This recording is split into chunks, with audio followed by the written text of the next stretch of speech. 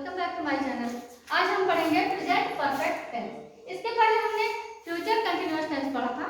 तो आज शुरुआत कर रहे हैं प्रेजेंट परफेक्ट टेंस का। उम्मीद है आपको अच्छा लगेगा, तो ध्यान से देखिए वीडियो को। प्रेजेंट परफेक्ट टेंस, जैसा कि नाम से बहुत हो रहा, प्रेजेंट का अर्थ है वर्तमान, परफेक्ट का अर्थ है पूर्ण और टेंस का अर्थ है काल।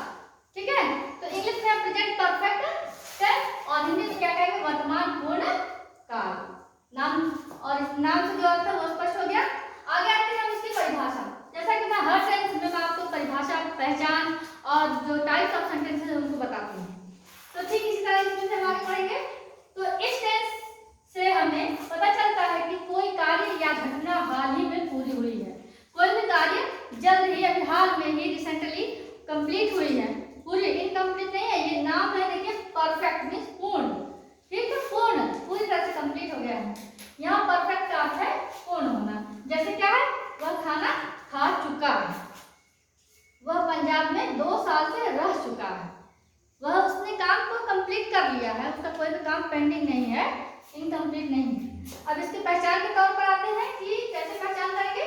जैसा हमने यहाँ लिखा है, इसमें हिंदी वाक्यों के अंत में चुका है, चुकी है, चुके हैं, चुका हूँ, लिया है, दिया है, ई है, ए है, आदि शब्द आते हैं। तो आप समझ जाइएगा कि वह किस टेंस का वाक्य है, प्रेजेंट परफेक्ट टेंस का वाक्य है। ऐसे वाक्य में कोई भी कार्य अपूर्ण नहीं रहता है, सारे कार्य कंप्लीट होते हैं। इससे यह हिंदी के वाक्यों से ही पहचान में आ जाता है कि कार्य कंप्लीट है या नहीं। जिस भी हिंदी वाक्य में आपको चुका है, चुकी है, चुके हैं मिल जाए, लिया है, दिया है मिल जाए, ई है, ये है मिल जाए, तो आप समझ जाइएगा कि प्रेजेंट परफेक्ट टेंस का वह वाक्य है।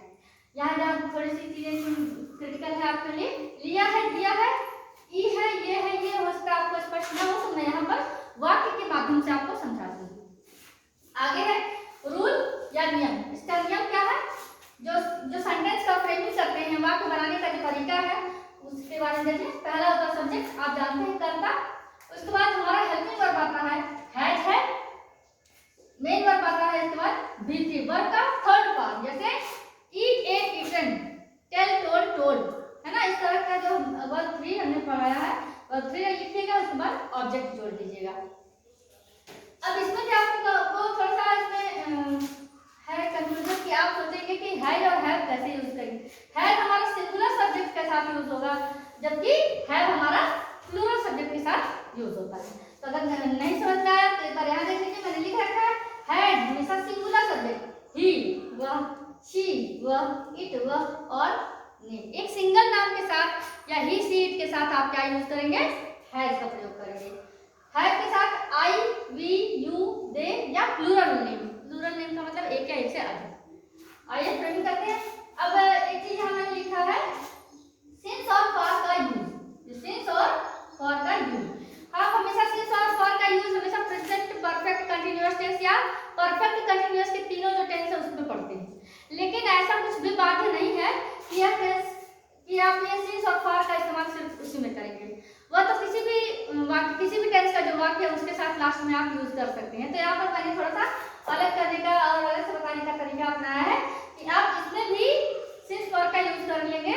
मैं करके दिखाऊंगी अभी आपको। आइए देखिए, आप सब जो सेंटेंस फ्रेमिंग कैसे करेंगे। टाइप्स ऑफ सेंटेंसेस हमारे हैं affirmative sentence, negative sentence, interrogative sentence, interrogative negative sentence. तो इंट्रोगेटिव नेगेटिव सेंटेंस में मैंने जो है कि जो हेल्पिंग वर्ब से क्वेश्चन बनेगी उसे बताया है, और जो डब्ल्यू एफ से क्वेश्चन बनेगी उसे बताया है। फिर ये पॉजिटिव वाले में और इसके बाद नेगेटिव में मैंने वही बताया है। अब आइए देखिए, पहला देखते हैं अफर्मेटिव सेंटेंस। पहला टाइप जो हमारा क्या है, पॉजिटिव या अफर्मेटिव सेंटेंस। तो हमने यहाँ लिखा है वह पत्र लिख चुका है। कोई व्यक्ति है, उसको हमने वह कहा, वह एक सिंगुलर सब्जेक्ट है। सिंगुलर सब्जेक्ट के साथ हम क्या लगाएंगे, है। ठीक है, अब इसके बाद आइए देखिए इंग्लिश का ट्रांसलेशन इसका कैसे करेंगे। He has written a letter, he has written a letter लिखेंगे। किसके लिए, जब सिंगुलर सब्जेक्ट वह लिखते हैं, वह पत्र लिख चुका है। ठीक इसी तरह से मैंने दूसरा बताया प्लूरल को लेकर, Hemant and Reema have taught in this college for 2 years। मैंने यहाँ लिखा है हैव का प्रयोग हमेशा आई, वी, यू, दे या प्लूरल नेम के साथ, मींस एक या एक से अधिक नाम रहेंगे। तो यहाँ हेमंत और रीमा 2 नाम है, प्लूरल हो गए। फिर यहाँ पर मैंने लिखा चुके हैं। तो पढ़ा चुके हैं तो समझ में आ गया कि यह प्रेजेंट परफेक्ट टेंस का है। लेकिन यहाँ पर मैंने 2 साल लिखा है, जो कि यहाँ पर क्या है, आगे मैंने लिखा है यहाँ पर 2 साल। 2 साल मतलब 2 साल तक पढ़ा चुके हैं इसमें ना, तो 2 साल तक था कि निश्चित था, तो इसके लिए हमने क्या लिखा है यहाँ पर फॉर 2 ईयर्स। यहाँ मैंने लिखा है अनिश्चित समय, लगभग के करीब उन्होंने बताया 2 साल। 2 साल उन्होंने सन का या साल का नाम नहीं डाला है किस सन में, तो यहाँ पर हमने यहाँ पे इसको लिखा है फॉर 2 ईयर्स। फॉर का प्रयोग हमेशा अनिश्चित समय के लिए किया जाता है। अब इसमें मैं इस वाक्य बता ये वाला छोड़कर मैंने ये वाक्य पहले बताना शुरू कर दिया, इसलिए ताकि पहले आप वाक्य से वापस हो जाए, उसके बाद मैं आगे बताऊँ। तो अब यहाँ जिस तरीके से मैंने फॉर का यूज किया, अब आपको सिंस और फॉर का इस्तेमाल बता दूं। सिंस का इस्तेमाल और हमेशा निश्चित समय के लिए, फॉर का इस्तेमाल हमेशा अनिश्चित समय के लिए। तो कैसे हम समझेंगे कि वह निश्चित समय है और अनिश्चित समय है? तो निश्चित समय में जैसे हम सुबह से कोई कार्य कर रहे हैं, ठीक है, वो भी जानकारी है, कंफर्म है, शाम से कर रहे हैं वो भी कंफर्म है, जनवरी फरवरी मार्च कोई महीने का नाम ले रहे हैं पर्टिकुलर आप, तो आप समझ लीजिएगा कि वो कंफर्म है, वह फिक्स है। फिर यहाँ आता है, देखिए क्या है, बचपन से, जब तो बचपन से कर रहे हो तो फिक्स है। 2 मार्च से कर रहे हैं आपने, 2 मार्च आपने एक पर्टिकुलर डेट डाला है, तो भी इसका मतलब आपको कंफर्म है, ठीक है। पिछले रविवार मतलब कल के रविवार जब बीत गया रविवार, तब से हम काम कर रहे हैं, पिछले कल से, पिछले वाले कल से कर रहे हैं, ठीक है। तो इस तरीके का जो निश्चित समय है जिसको आप याद रखिए, वह कंफर्म है, इसमें कोई गलत नहीं है, तो वह निश्चित समय हुआ, उसके लिए सिंस का प्रयोग करेंगे।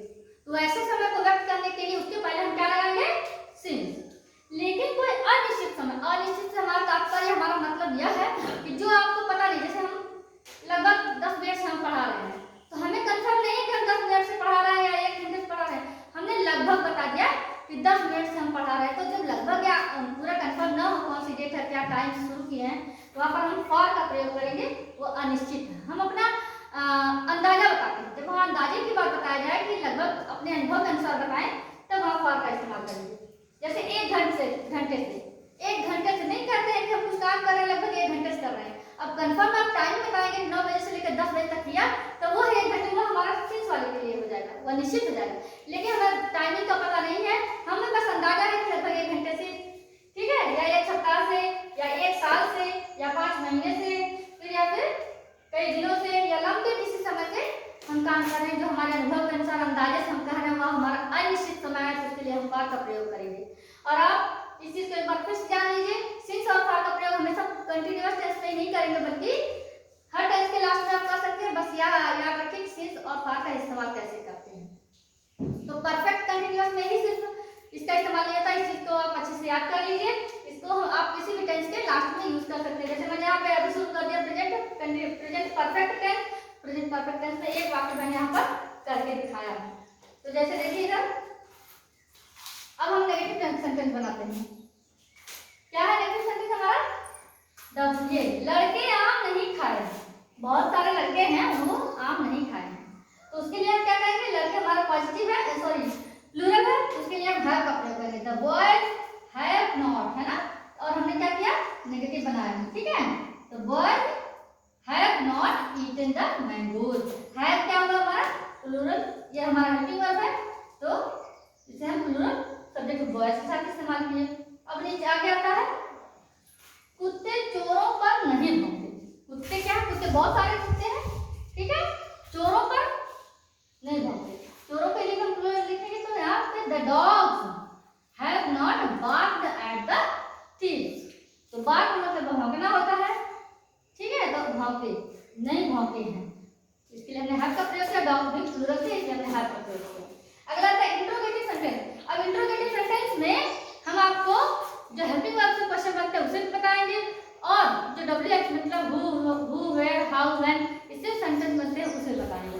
तो आइए देखते हैं एक करके इंट्रोगेटिव सेंटेंस में पहले हेल्पिंग वर्ब से वाक्य बना रहे हैं।